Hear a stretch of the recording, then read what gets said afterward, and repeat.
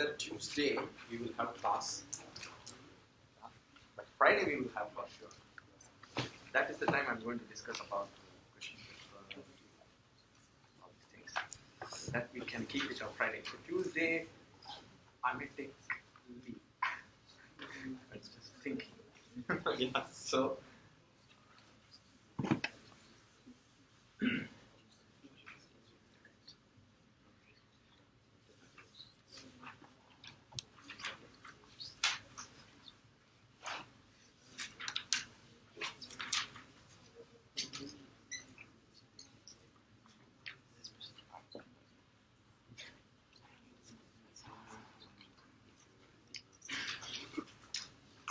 As discussed earlier, was one of the main devices that are successful, and quite a lot of research is happening. One is in the organic light emitting diode. The other one is the organic solar cell, and some organic transistors, also some in sensors. So, but LEDs and solar cells are quite very serious research is happening in these areas. So, generally, these organic solar cells are called as organic photovoltaic cells.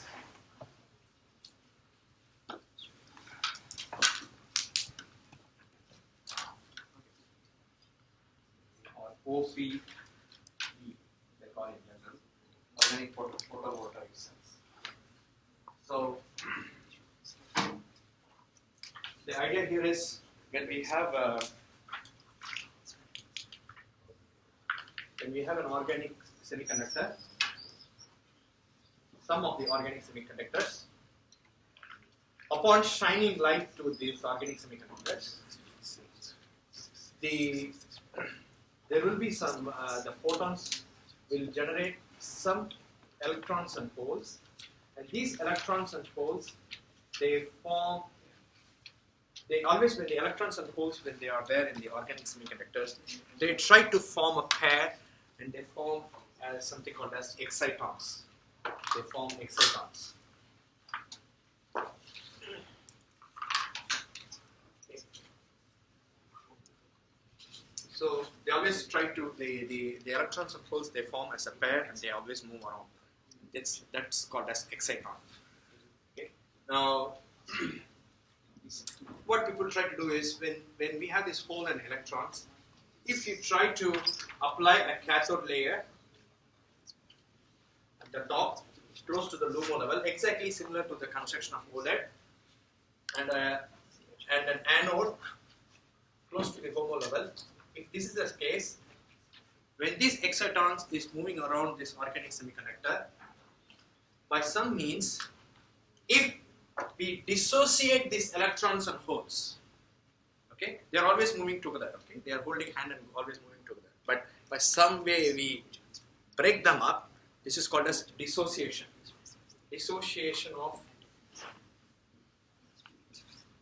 of electron and hole in exciton.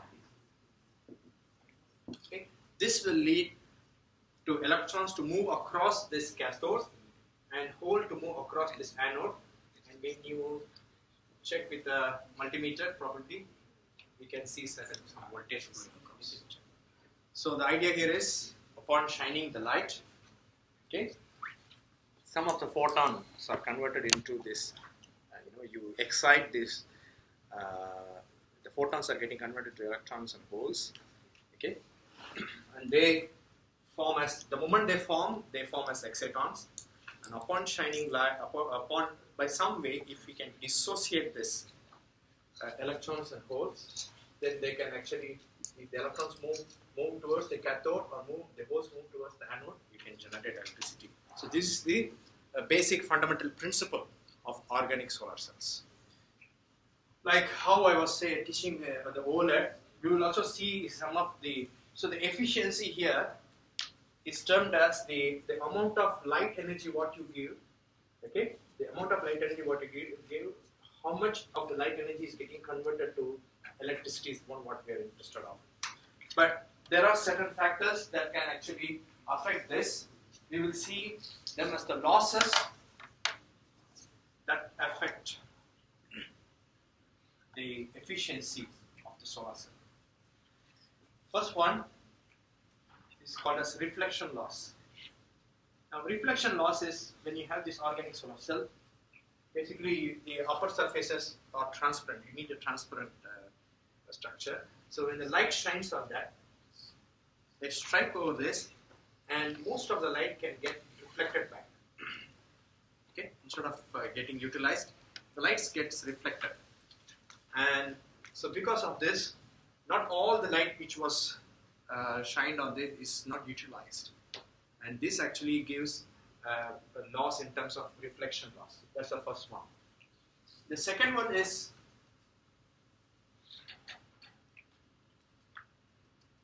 what happens is when the light is shined on this, let's say the intensity versus intensity of light that is shined to the length of the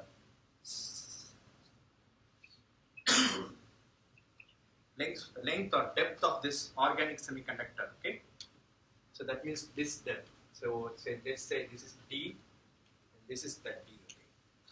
So what happens is when the light is shined on this, to do the photons in this light to be transduced in this electricity, the organic semiconductor should absorb this light energy.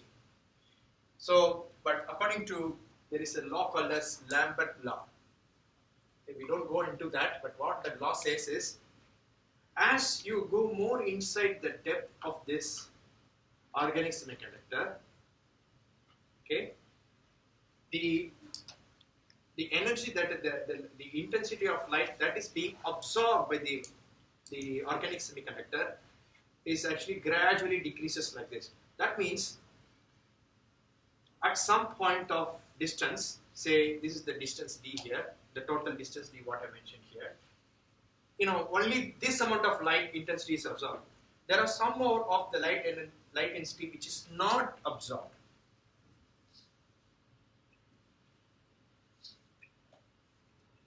That means some of them are getting wasted. Some already got wasted because of reflection. Now some are not getting absorbed. Why they are not getting absorbed? It's actually the property here.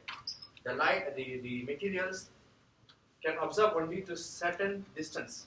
We cannot have a very infinite organic semiconductor. We usually, these are in the order of, we want to make flexible electronics, and you know, so in that case this will be in the order of say few 100 micrometers or less than that, or even 10 micrometers. So it's a very, the overall, no? It's a 10 micrometer. So these are very thin materials. So most of the intensities of the light is not absorbed.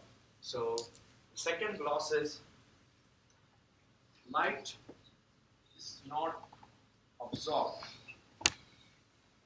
into the organic semiconductor layers because of this Beer-Lambert law. The third one is, what do you think is the most important aspect in generating this electricity? As of now, when I explained what is this organic cell function, what is the important aspect you think? Dissociation. Always, the moment the electrons and holes are generated, they always try to find one pair and immediately they pair up. They don't stay alone. They always are in pair. Okay. Now, what is happening is, if they are in pair always, only when you separate this, you can actually generate electricity.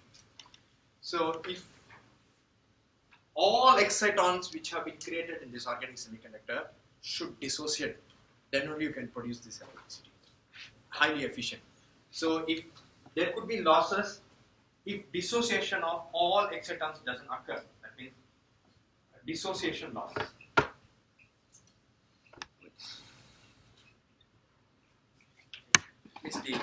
The excitons are not getting dissociated. Not all excitons are getting dissociated. Fourth one, what do you think could be some other losses?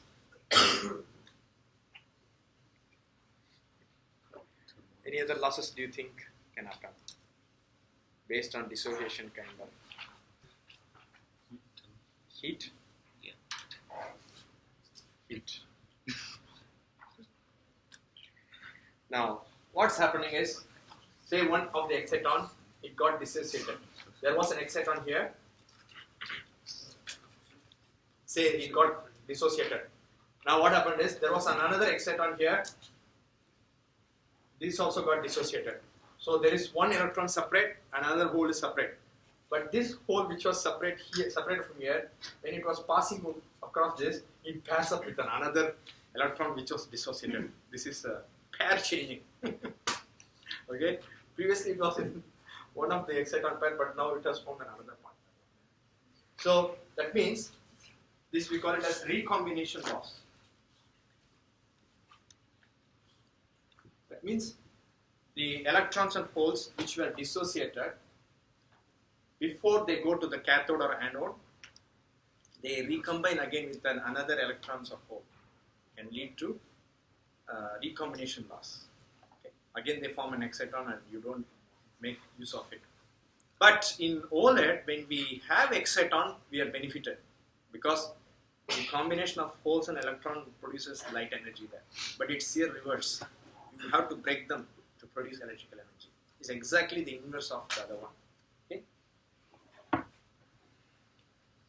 So these are the major losses that actually affect the efficiency of this organic solar cells.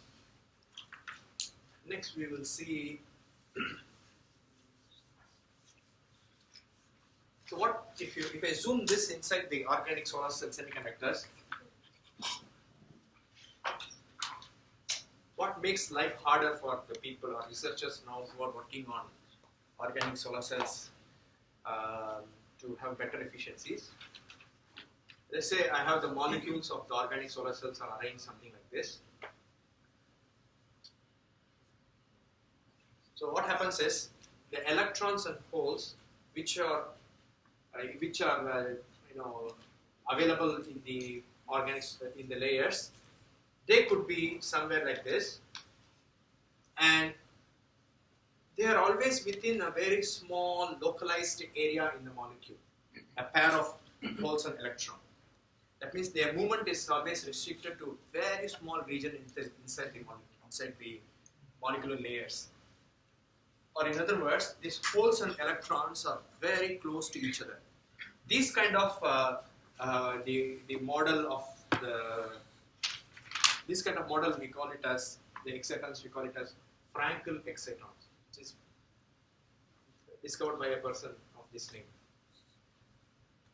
So mostly organic semiconductors have a very localized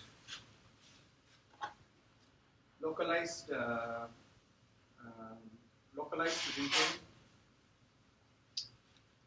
for holes and electron mobility.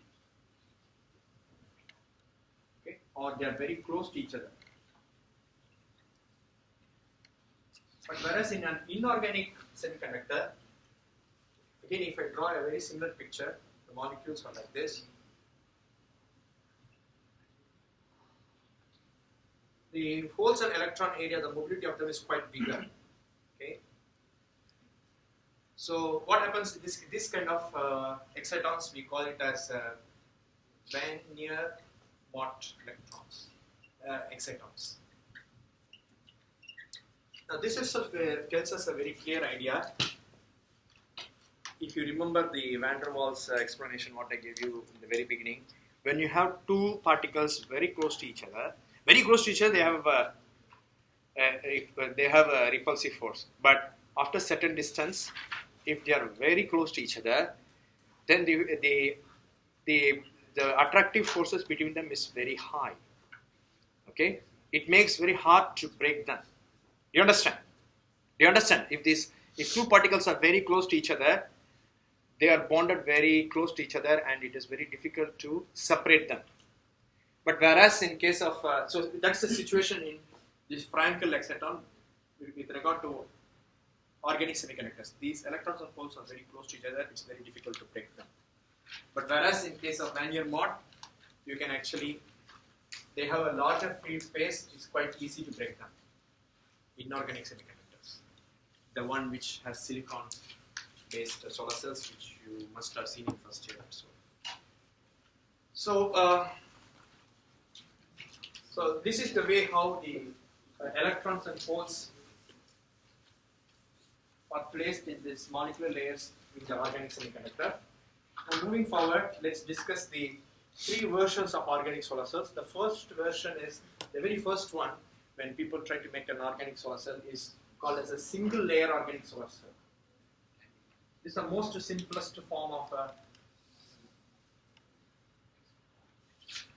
OPV or OSV, both are same, photovoltaic, same name. Single layer organic solar cells.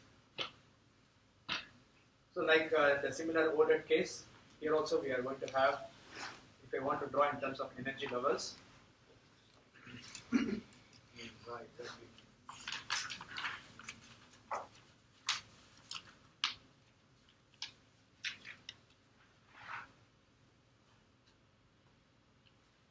so we have the, so this is organic semiconductor.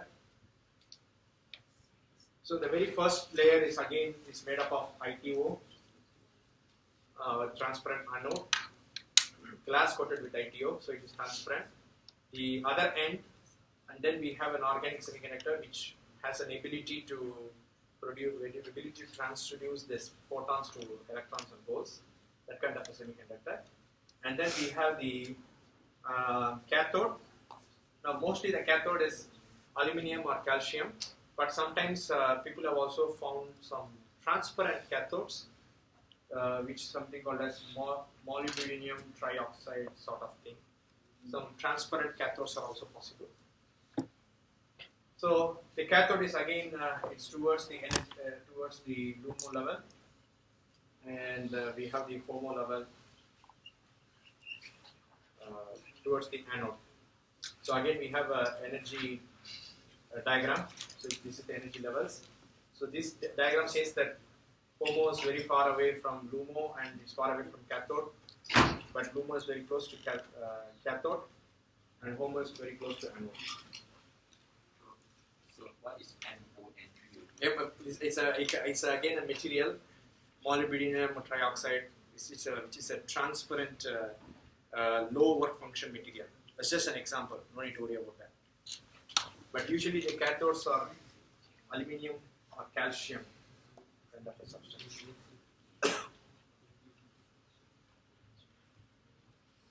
So in a single layer of photovoltaic cells, when the light is shined on this, so we generate the excitons, which has the electrons, and the holes they are formed. That is, the Frankel excitons are formed. Now what happens is, these excitons, when they form, they can actually move across. They can move across. That is, they can hop across the different layers of this organic semiconductor. That process we call it as diffusion of exciton.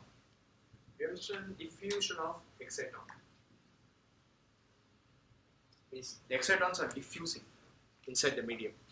So when they can diffuse across this material, so they can diffuse anywhere. It can go this side, it go that side, whatever is possible.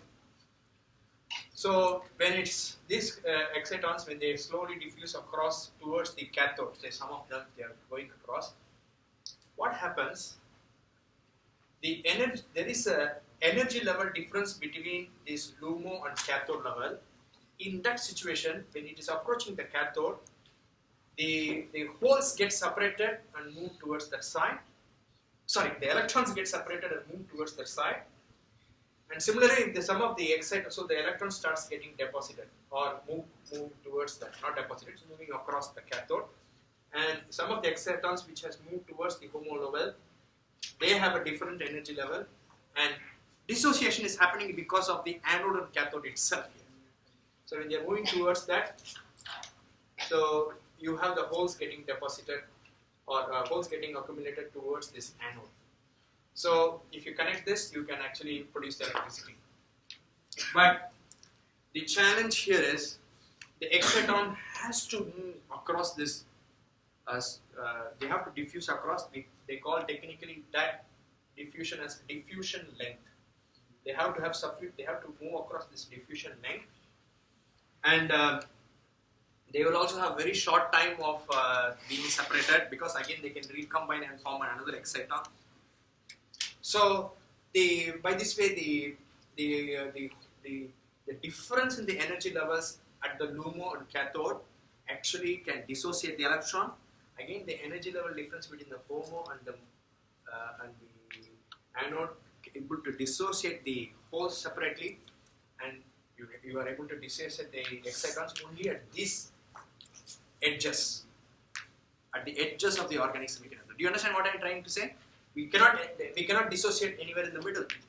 Only when you have a difference in the energy level, this dissociation can happen at the edges. So, what do you think about this efficiency of this organics? This kind of what could be the efficiency? Very poor, because almost 1% was the efficiency of this. Means 98% waste. Okay. So the trouble. What is the trouble? Do you think But it was a very sound and interesting thing when the first time they made this, because they were able to make a solar cell with simple things. So, but if you forget about the efficiency, so what is what did I ask just now? So I was asking that what is the major problem we find here? The major problem what we find here is the dissociation is not able to happen anywhere in the organic semiconductor, but rather we were able to do only at the edges of the edges of the organic semiconductor whenever the energy function is changing. So why dissociation only happens at the end of the ribbon? Because that is the place where you have a change in energy levels. You have a change in energy level only at that edges, because you have the HOMO on the cathode at that side. So probably the electrons, when this exciton reaches there, because of the difference in energy level, it is something like tearing a paper. I'm holding one edge of the side, and another fellow is pulling the other edge of the paper, and it actually tears in between, something like that. Okay, so but the trouble is this happens only at the edges, because the energy level changes are happening only at the edges when you have a single layer. So people decided, okay, why don't we think of an alternative solar cell, which could be bilayer solar cells.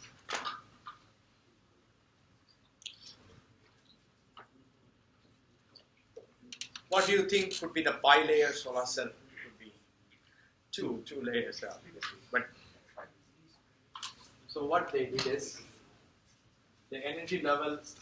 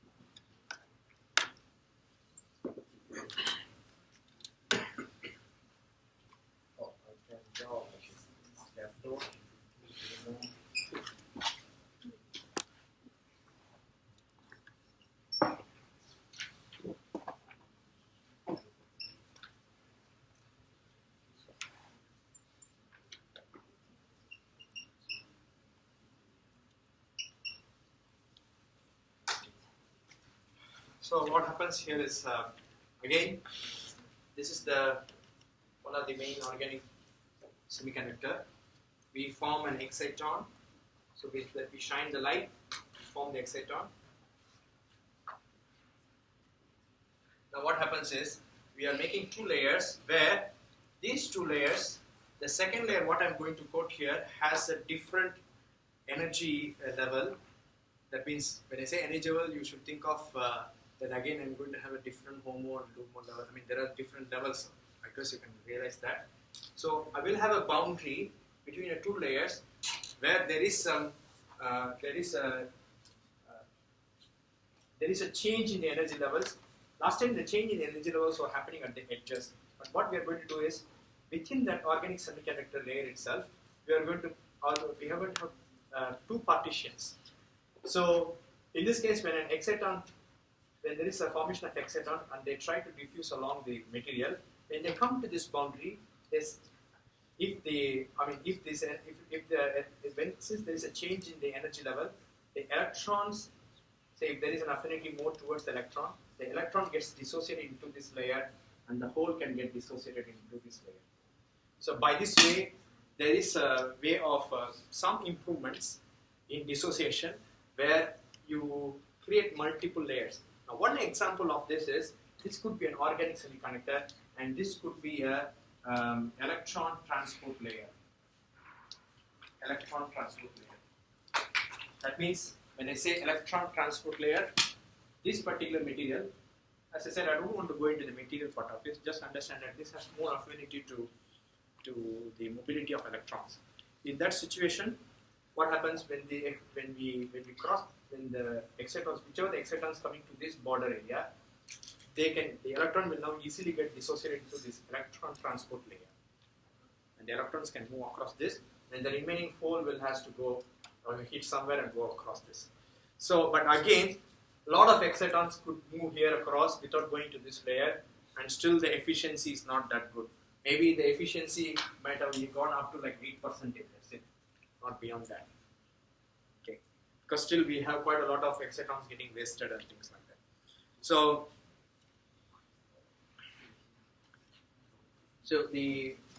this one, we call this as heterojunction. We call this layer as heterojunction.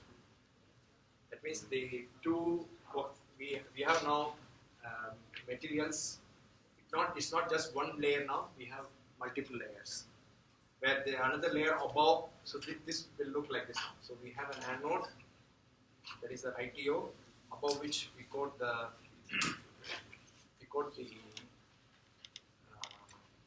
organic semiconductor, and then above which we have the electron transport layer.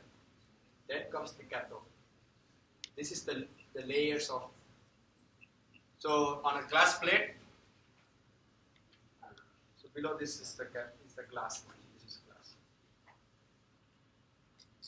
So on the glass plate, first an anode was coated, maybe through some evaporation technique. Thereafter, using spin coating, there was an organic semiconductor was coated. Then again using spin coater, some ETL was coated. Again using a thermal evaporator or sputtering, we coat the cathode. The whole organic service ready. Okay. So the principle now difference from the simple single layer to the bilayer is you form a heterojunction to dissociate these excitons. So this also people are not satisfied because efficiency is very bad. The third one, which is also research is happening now, is the bulk heterojunction.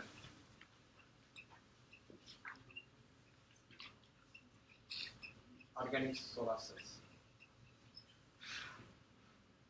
What do you think it could be this? What could be this? Before I give the answer, what do you think could be this bulk heterojunction could be? Previously there was no junction. Then I said bilayer, only one was there. What could be bulk? I'm not sure about the junction. Is it like one layer of material? One layer of? Is it a layer of material? You mean this one or the previous one? Or generally, what is heterojunction means? Yeah. Okay, heterojunction means we have two different materials, one over the other, creating two levels of energy, two energy levels. So just overlapping each other, there's nothing else. Yes, they are one after the other. You got two materials. There is no chemical reaction between these two, rather they stay as layers, one above the other. Okay, these layers are, you should not think like the layers like a very thicker one. They are of very small, probably sometimes nanometers or sometimes very few micrometers. So bulk heterojunction is, in this case,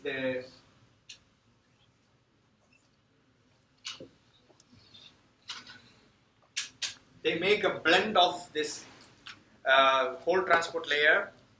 Also, they make a blend of this whole transport layer and an electron transport layer. They mix it and they produce. So last time there was only one junction. They make several junctions within several heterojunctions within the organic semiconductor. Do you understand what is happening now?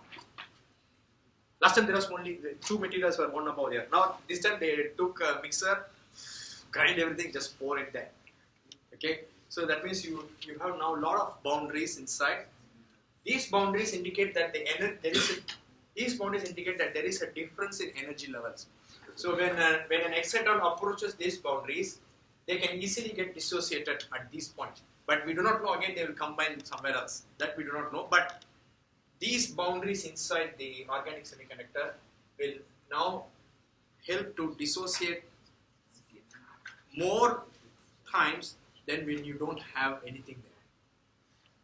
Do you understand what I mean? Last time the dissociation can only happen at the edges, then at the boundary. Now if you make a mixture of this whole transport layer and electron transport layer, we can actually increase the probability of this exciton dissociation.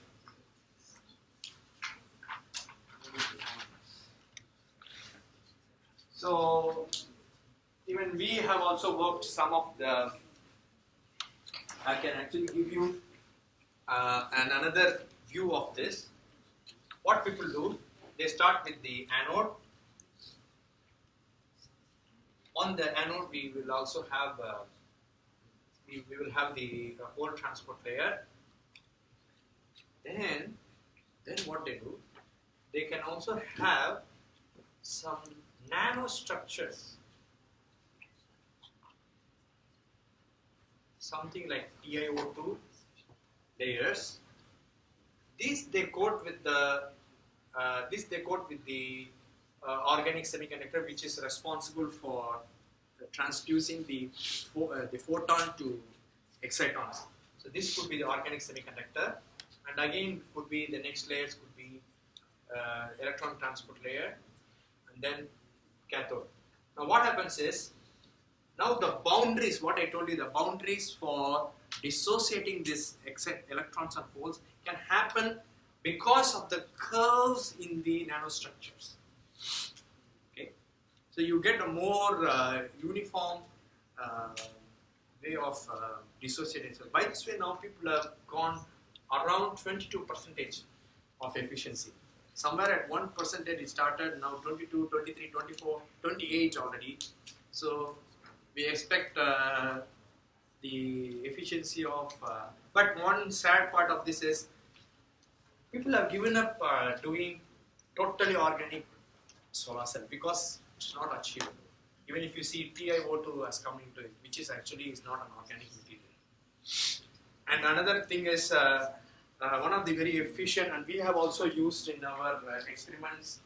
I just want to show that, not our paper, I'm showing another paper just for discussion purpose, not for examination point of view.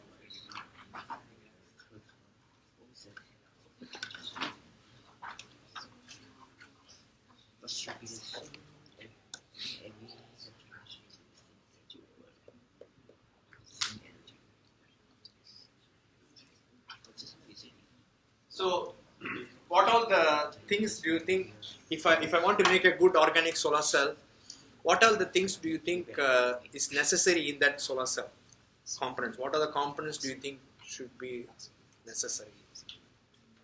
Can you just imagine?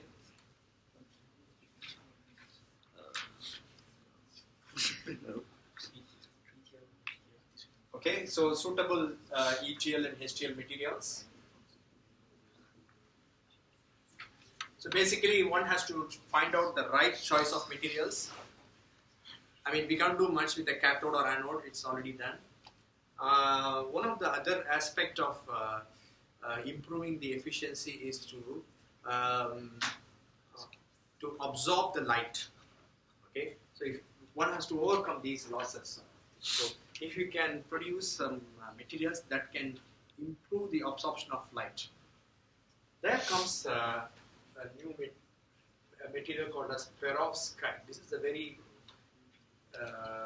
hot topic. I think the other unit also they might have talked about this, but I'm not going to the material because I don't know materials. So this perovskite is the hottest topic now. The problem with this perovskite is it's actually the good thing is it can absorb the light, a wide spectrum of light. Okay, so if you have a good absorption of light, then actually you will produce more of electrons and holes, and you make more excitons. All you have. So the first step is to have absorption of light. So I'm just showing you one example article, probably is published in 2015. So these are the layers these people have tried. I'm just giving an example. ITO is the anode.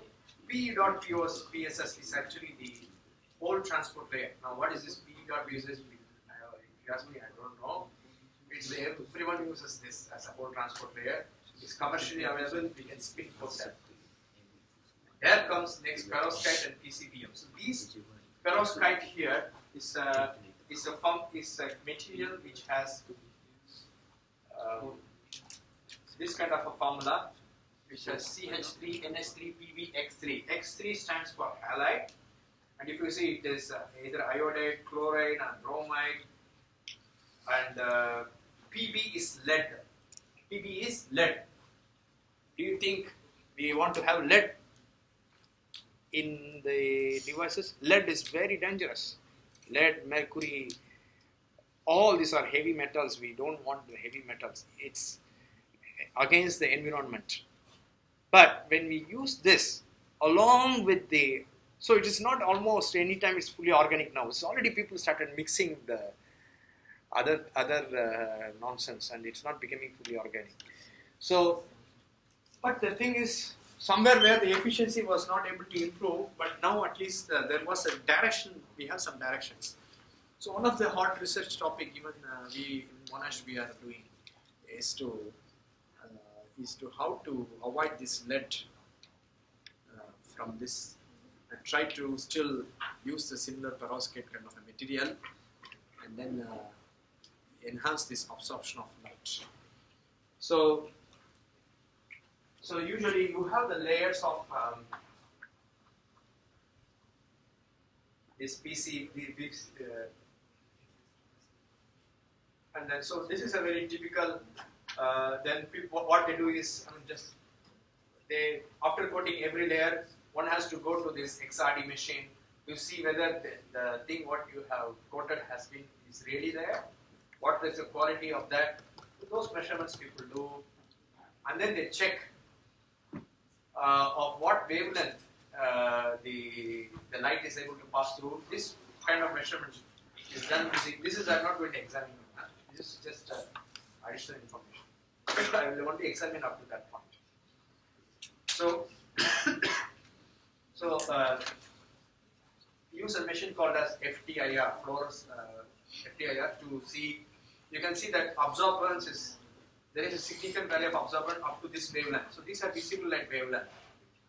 So if this curve is more flatter, it's better for absorbing more light. So finally, but this material, whatever these people have done, there is some weakness in absorbance as we go to some wavelengths here.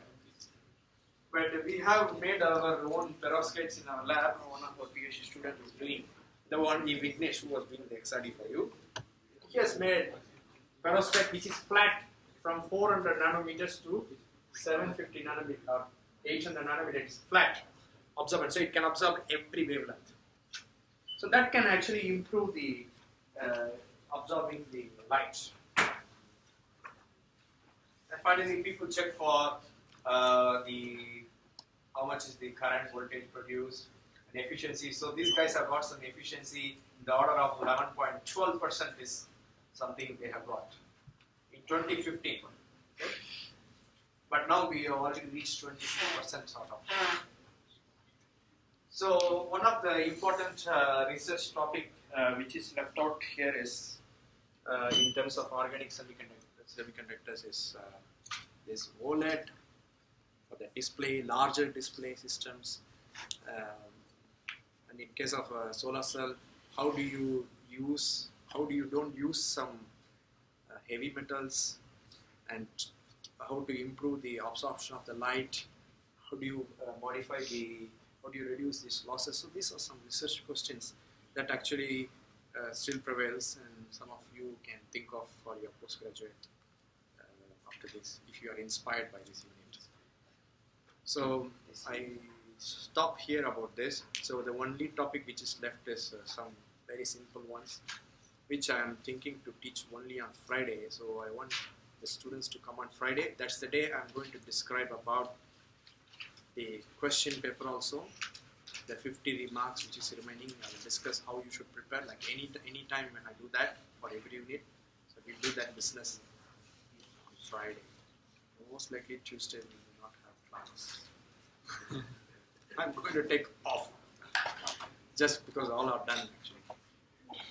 Right. So with this, so I see that everyone has also my students said that nobody is coming to the lab for any measurement or something, so they assume that everybody is finished. In that case, I will not tell people to wait. Is it okay? Anybody is going to come to lab today to do some final measurements? Really? Huh? Okay, only 1, 2, 3, 4. That's all? 4 of you? Yeah. How you people miss? Okay. Okay, so the explanation what I gave is not probably, so I will also have upload some of the reference material what I use for you to read through for exam point of view. You can see that. It will be more clear diagrams. You can see the video. So mostly the questions what I will ask is what I teach. Whatever I teach only I will ask based on that.